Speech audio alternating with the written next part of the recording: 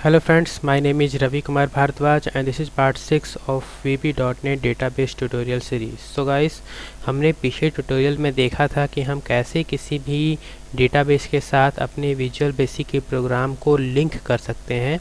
So guys, हम इस tutorial में देखेंगे कि हम उस डेटाबेस को लिंक करने के बाद अगर हम उस डेटाबेस के रिकॉर्ड्स में किसी भी प्रकार का कोई अपडेट या चेंज करना चाहते हैं तो उसे हम कैसे कर सकते हैं. सो गाइस, यहाँ पर अभी ये प्रोग्राम है जो हमने अभी क्रिएट किया था. इसमें सबसे पहले हम एक तो डेटाबेस से कनेक्टिविटी किया है. देन इस फॉर्म पे जैसे हम डबल क्लिक करते हैं तो आप देखेंगे कि यहाँ पर लिखा हुआ है ऑटोमेटिक कोड जनरेट किया गया है इसके द्वारा. यहाँ लिखा है me dot records table adapter dot fill, bracket में लिखा हुआ है me dot student data set dot record. So guys, यहाँ पर रिकॉर्ड टेबल अडाप्टर इसके द्वारा स्टूडेंट डाटा सेट जो एक बफर का काम कर रहा है, इस रिकॉर्ड नाम के डेटाबेस टेबल से इसके अंदर जो भी रिकॉर्ड्स हैं उससे वहाँ से गेट करने का काम कर रहा है with the help of record table adapter. और लेकिन ये एक बफर का काम करेगा.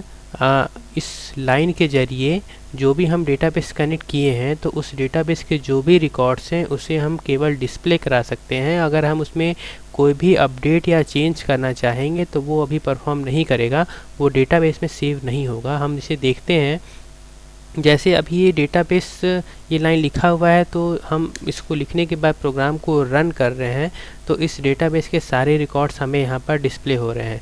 अगर मैं इसे कमेंट में डाल देता हूँ देन अब हम इसे रन करेंगे तो आप देखेंगे डेटाबेस तो कनेक्ट है लेकिन उसके अंदर के रिकॉर्ड्स हमें यहाँ डिस्प्ले नहीं हो रहे हैं. क्यों? क्योंकि ये जो डेटाबेस टेबल अडाप्टर है वो इसके टेबल के रिकॉर्ड्स को वहाँ से गेट नहीं कर पा रहा है. तो इसके लिए हम इसे यहाँ से हटा देते हैं.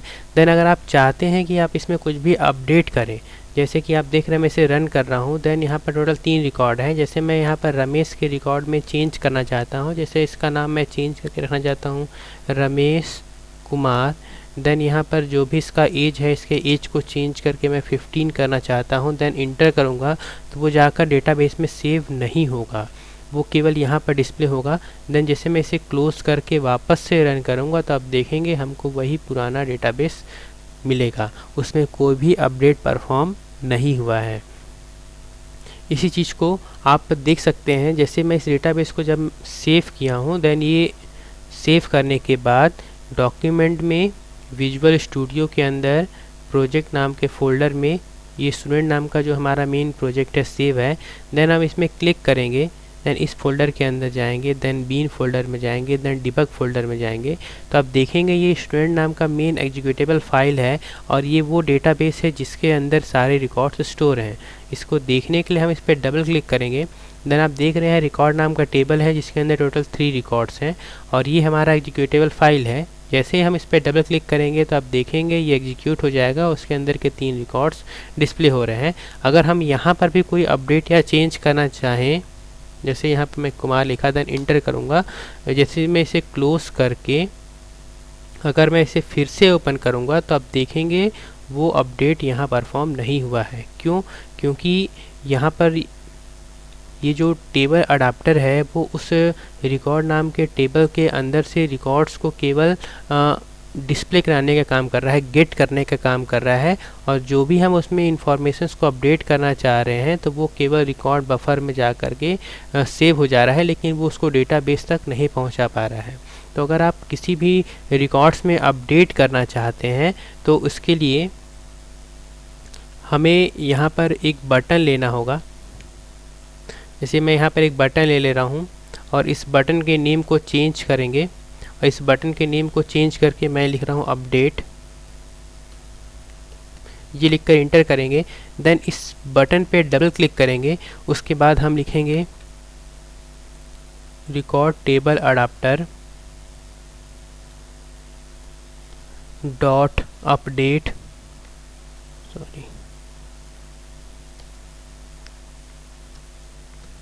अपडेट. देन ब्रैकेट और ब्रैकेट में student data set dot record. इसको कॉपी करके यहाँ पर हम पेस्ट कर देंगे। सो गाइस यहाँ पर आप देख रहे हैं कि ये रिकॉर्ड टेबल अडाप्टर है जो स्टूडेंट डेटा सेट के रिकॉर्ड्स को अपडेट करने का काम करेगा। वो जो भी हम इसमें अपडेट करेंगे तो इस अपडेट की सहायता से वो उस डेटाबेस के अंदर अपडेट करेगा। तो इसके हम एग्जीक्यूट करके देखते हैं, सेव करते हैं, देन इसे अभी हम रन करेंगे। इसके बाद अगर हम यहाँ पर कोई भी अपडेट करेंगे देन वो अपडेट यहाँ पर परफॉर्म होगा। तो इसे हम सेव करने के बाद वापस अपने एग्जीक्यूटेबल फाइल में जाएंगे। देन आप यहाँ पर इस एग्जीक्यूटेबल फाइल पर डबल क्लिक करेंगे तो आपके पास यहाँ टोटल 3 रिकॉर्ड्स हैं। जैसे कि यहाँ पर मुझे अब चेंज करके रमेश कुमार करना है, देन यहाँ पर इसके एज को चेंज करना है 15, उसकी क्लास को चेंज करना है 11, देन इसके सेव करना है, इसके रिकॉर्ड में चेंज करना है। तो हम इस अपडेट बटन पे क्लिक करेंगे तो वो जा करके डेटाबेस में सेव हो जाएगा। इसके बाद जब हम इसके एग्जीक्यूटेबल फाइल को दोबारा से ओपन करेंगे तो आप देखेंगे कि उसके रिकॉर्ड में अपडेट हो गया है। तो वो रिकॉर्ड्स हमें यहाँ पर चेंज होके दिखाई दे रहा है। आप इस डेटाबेस को ओपन करके इस टेबल में जाएंगे तो आपको यहाँ पर भी वो इन्फॉर्मेशन अपडेट होके मिलेगा। सो गाइस ऐसे हम किसी भी डेटाबेस में अपडेट कर सकते हैं और आने वाले ट्यूटोरियल में देखेंगे कि हम और कौन कौन से डेटाबेस टास्क परफॉर्म कर सकते हैं। So guys hope you enjoy it and please subscribe to my channel and thank you for watching this video. Bye.